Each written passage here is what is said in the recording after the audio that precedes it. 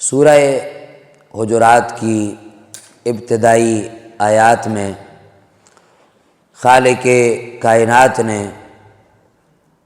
اپنے بندوں کو نبی رحمت، شفیع معظم، سید عالم، نور مجسم، والی امت کے آداب سکھلائے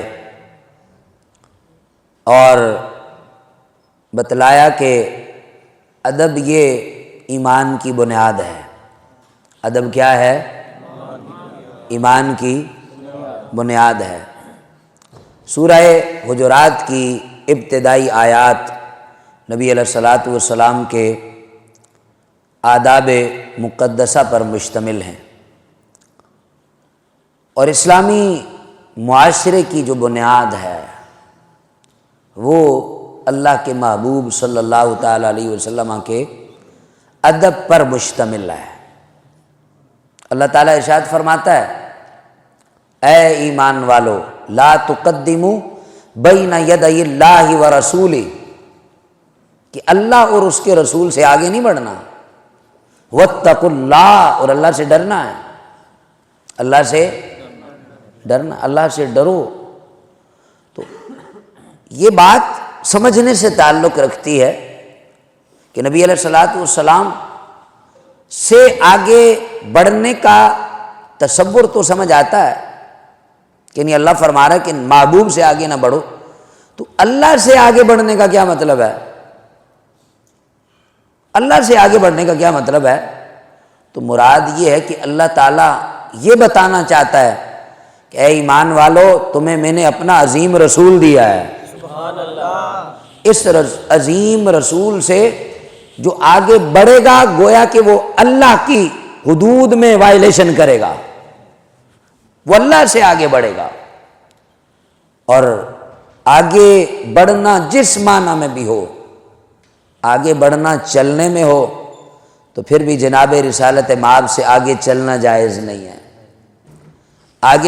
آگے بڑھنے سے مراد اللہ اور اس کے رسول سے پہلے گفتگو کرنا ہو تو یہ بھی بندہ مومن کے لیے جائز، اور اگر آگے بڑھنے سے مراد یہ ہو کہ اللہ اور اس کے رسول کے احکام کے اوپر کسی اپنی رائے کو مقدم کرنا تو اللہ فرماتا ہے یہ بھی جائز نہیں ہے۔ تو جس اعتبار سے جمع تفریق کر لو، ایمان والو تمہارے لیے اللہ اور اس کے رسول ہر حال میں مقدم ہے۔ اللہ تعالیٰ ارشاد فرماتا ہے واتقوا اللہ، اللہ سے ڈرو، اللہ سے ڈرو، اسے ڈرتے رہو، اور اس سے ڈرو گے تو اللہ رسول سے آگے نہیں بڑھو گے نا۔ دوسری آیت میں ارشاد فرمایا یا ایھا الذین آمنوا لا ترفعوا اصواتکم، اے ایمان والو محبوب سے اپنی آواز بلند نہ کرو، لا ترفعوا اصواتکم فوق صوت النبی، کہ نبی علیہ الصلوۃ والسلام سے اپنی آواز کو بلند ہے۔ اب یہ اللہ اپنے محبوب کی مجلس کا ادب بتا رہا ہے اور بطور حکم فرما رہا ہے لا ترفعوا اصواتکم فوق صوت النبی، کہ میرے محبوب سے اپنی آواز کو بلند نہ کرو، ولا تجہروا لہ بالقول کجہر بعضکم لبعض، اور یوں بھی گفتگو نہ کرو جیسے تم ایک دوسرے کے ساتھ کرتے ہو۔ نقصان کیا ہوگا؟ ان تحبط اعمالکم، اب یہ سزا ہے اس کی جو محبوب علیہ السلام سے آواز بلند کرے گا،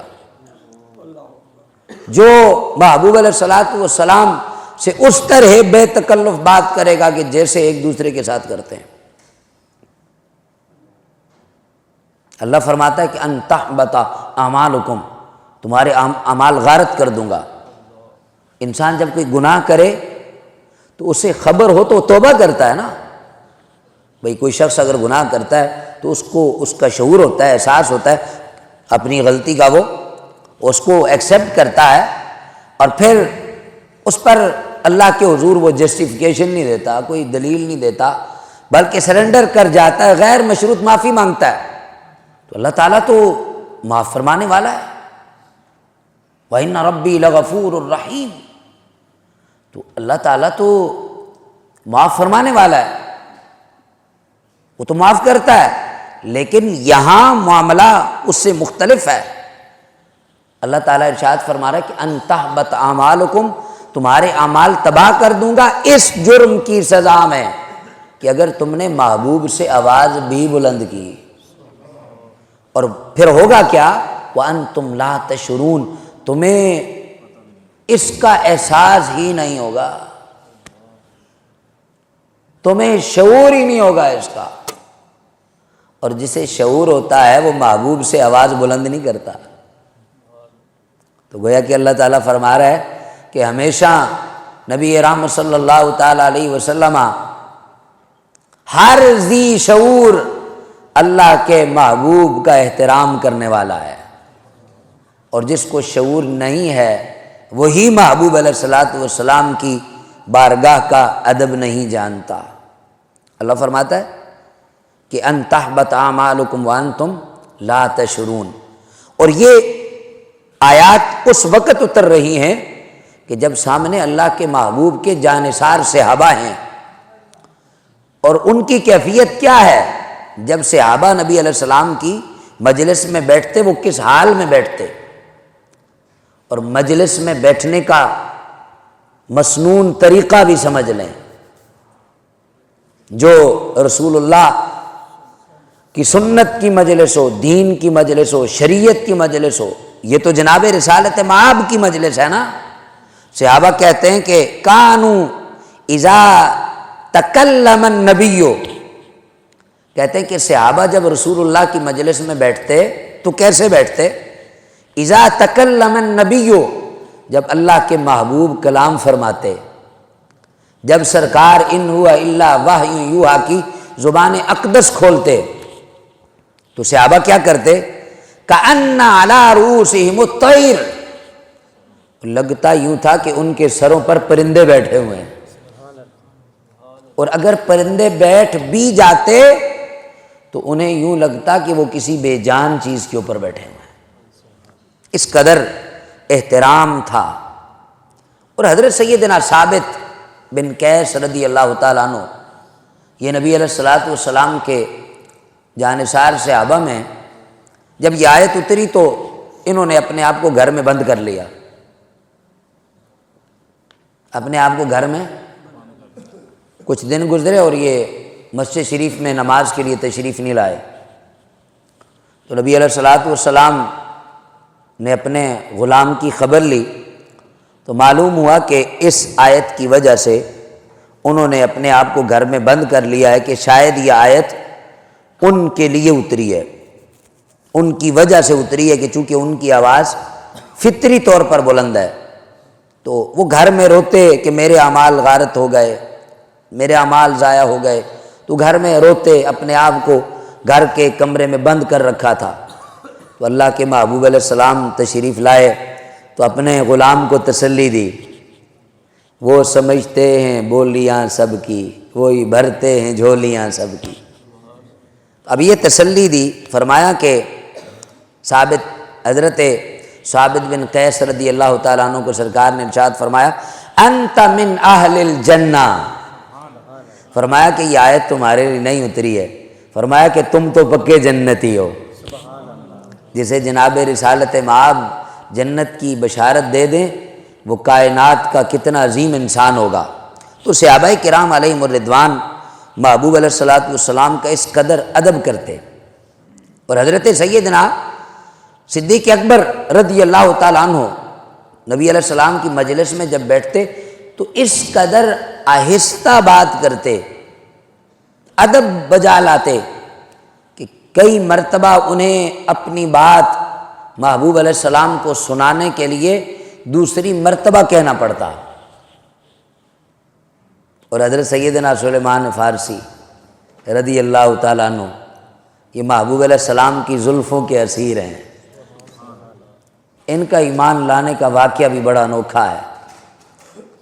تو یہ نبی علیہ الصلوۃ والسلام کی صحبت میں رہتے، حضور کی سنگت میں رہتے، صحبت میں رہتے، میت میں رہتے، اور اس قدر جناب رسالت مآب کی مجلس میں اس قدر حیا فرماتے، اس قدر آداب بجا لاتے کہ جب تک اللہ کے حبیب فرمان نہ دیتے کہ سلیمان تم بھی کھا لو تو ایک لقمہ بھی نہیں اٹھاتے تھے۔ کہ کیا آداب تھے اور کیا آداب ہیں اور کیا آداب رہیں گے جناب رسالت مآب کے۔ قرآن کی 6666 آیتیں، 114 صورتیں، 514 رکوع، قرآن مجید کی ایک ایک آیت، ایک ایک لفظ، ایک ایک حرف یہ اس امت کو اللہ کے محبوب کا ادب سکھاتا ہے۔ تو اس لیے ایک بندہ مومن کے لیے یہ سرمایہ حیات ہے کہ وہ اللہ کے محبوب صلی اللہ تعالیٰ علیہ وسلم کے آداب بجا لائے۔ اور آداب مختلف طریقوں سے ہوتے ہیں، قول سے ہے، عمل سے ہے، دل سے ہے، تو اس کے مختلف پہلو ہیں۔ اور قول سے کیا ہے کہ اللہ کے محبوب صلی اللہ تعالیٰ علیہ وسلم پر درود و سلام پڑھا جائے۔ جب محبوب کا ذکر خیر آئے تو درود و سلام پڑھا جائے، اور جب نبی علیہ الصلوۃ والسلام کی سنت کی بات ہو تو اپنی روحوں کو حاضر کر کے، دل و دماغ کو، دل و جان سے نبی علیہ السلام کی سنت پہ عمل کیا جائے۔ حضرت سیدنا عبداللہ بن عمر رضی اللہ تعالیٰ عنہ ایک مرتبہ، یہ سنت سے محبت ہے اور یہ ادب ہے سنت کا، ایک جگہ سے گزرے تو ساتھی ساتھ تھے اور سر جھکایا چل پڑے، تو ساتھ جو آپ کے دیگر اصحاب تھے انہوں نے سوال کیا کہ یہاں پہ آپ کے سر جھکانے کی وجہ سمجھ نہیں آتی، تو آپ نے ارشاد فرمایا کہ یہاں سے ایک مرتبہ میں اللہ کے محبوب کے ساتھ گزرا تھا اور یہاں پر ایک ٹہنی تھی، تو اس ٹہنی کی وجہ سے اللہ کے حبیب یہاں سے سر انور کو جھکا کر گئے تھے، تو فرمایا کہ مجھے حیا آئی کہ جس مقام سے جناب رسالت مآب سر جھکا کے گزریں، عبداللہ بن عمر کی کیا مجال ہے کہ وہاں سے سر اٹھا کے گزرے۔ فرمایا کہ بس محبوب کی ادا میں نے بھی سر جھکا دیا۔ تو یہ آداب ہیں جو صحابہ کرام نے امت کو سکھلائے اور امت کو بتلائے۔ حضرت سیدنا فاروق اعظم رضی اللہ تعالیٰ عنہ روایت کرتے ہیں۔ اور تیسرا کیا ہے جی؟ ادب دل سے ہو، اور دل سے ادب کا تقاضا یہ ہے کہ اللہ کے محبوب سے غیر مشروط محبت کی جائے۔ حضرت سیدنا فاروق اعظم راوی ہیں کہ اللہ کے محبوب نے فرمایا لا یؤمن احدکم حتی اکون احب الیہ من والدہ وولدہ والناس اجمعین، کہ اس وقت تک کوئی بندہ مومن نہیں ہو سکتا کہ جب تک کہ وہ اپنی جان سے، اپنے مال سے، اپنی اولاد سے، اپنے ماں باپ سے اور ساری کائنات سے بڑھ کے مجھے محبوب نہ جان لے۔ تو یہ قلبی ادب کا یہ تقاضا ہے۔ حضرت سیدنا امام مالک رضی اللہ تعالیٰ عنہ یہ شہر رسول میں رہتے تھے، اور یہ اس قدر رسول اللہ کے شہر کا ادب کرتے کہ کبھی انہوں نے مدینہ شریف کے اندر پیشاب نہیں کیا، چونکہ مدینہ شریف اس وقت چونکہ بہت چھوٹی حدود تھی جس کو مدینہ شریف کا شہر ڈکلیئر کیا گیا تھا، تو جب قضائے حاجت کے لیے جاتے تو مدینہ شریف سے باہر جاتے، اور جب جاتے تو آہستہ آہستہ جاتے، حالانکہ فطرت کا کیا تقاضا ہے کہ جب انسان کو قضائے حاجت کے لیے جانا ہو تو وہ آہستہ نہیں جاتا بلکہ تیزی کے ساتھ جاتا ہے، تو آپ اس کے برعکس آہستہ جاتے تھے، اور جب واپس آتے تو بڑی تیزی کے ساتھ آتے تھے، جب انسان رفع حاجت سے فارغ ہو جائے تو اس کو دوڑنے کی ضرورت تو نہیں ہوتی۔ تو آپ سے کسی نے پوچھا کہ حضور یہ کیا ماجرا ہے، تو ہمیں بھی بتائیں۔ تو آپ نے فرمایا کہ آہستہ آہستہ اس لیے جاتا ہوں کہ کہیں اگر میری روح نکلنی ہو تو رسول اللہ کے شہر میں نکل جائے، اور واپس دوڑتے دوڑتے اس لیے آتا ہوں کہ کہیں ایسا نہ ہو کہ میری روح نکلنے والی ہو اور میں مدینہ شریف کی باؤنڈری سے باہر ہوں۔ اس قدر کہ جو محبوب علیہ الصلاۃ والسلام کی گلیوں سے بھی اس قدر پیار کرتے اور اللہ کے محبوب صلی اللہ تعالیٰ علیہ وسلم کی تعظیم بجا لاتے۔ حضرت قاضی ایاز مالکی رحمۃ اللہ تعالیٰ علیہ نے ارشاد فرمایا کہ تعظیم النبی و توقیرہ اصل من اصول الایمان۔ فرمایا کہ جناب رسالت مآب کی تعظیم اور توقیر، عزت کرنا اور تکریم کرنا، فرمایا کہ یہ اصول ایمان کی اصل ہے۔ یعنی اگر ایمان کو ایک جملے میں کہنا ہو تو جناب رسالت مآب کے ادب کا نام ایمان ہے۔ حضرت امام احمد رضا فاضل بریلوی رحمۃ اللہ تعالی علیہ ارشاد فرماتے ہیں کہ ادب رسول یہ اصل ایمان ہے، اور جس نے جناب رسالت مآب کے ادب میں کمی کی وہ دائرہ اسلام سے خارج ہے۔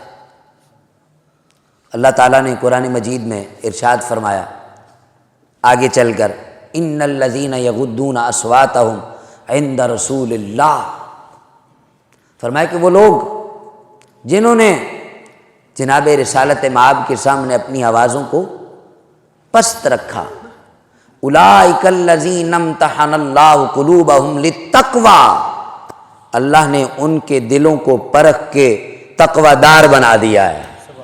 اور یہ صحابہ کی صفت اللہ بیان فرما رہا ہے، اللہ نے چن لیا ان کو، ان دلوں کو محبوب علیہ السلام کی محبت کے لیے چن لیا، حضور کی غلامی کے لیے چن لیا۔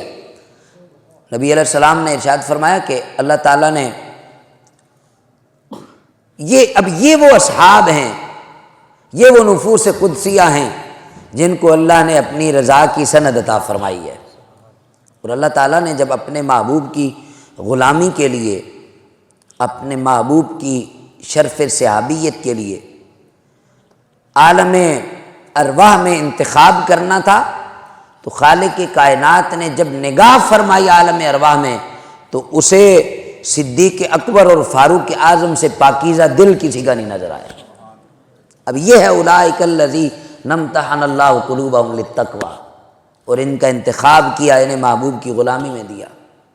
حضرت سیدنا موسیٰ علیہ السلام تورات پڑھ رہے ہیں تو ذکر آیا اس امت کا، اور دو شخصیات کا ذکر ہوا، صدیق اکبر اور فاروق اعظم۔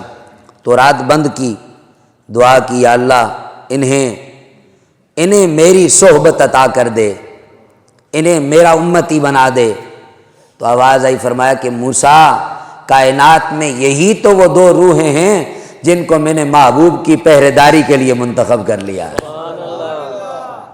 اولئک لہم مغفرۃ و اجر عظیم، ان کے لیے مغفرت ہے اور بڑا۔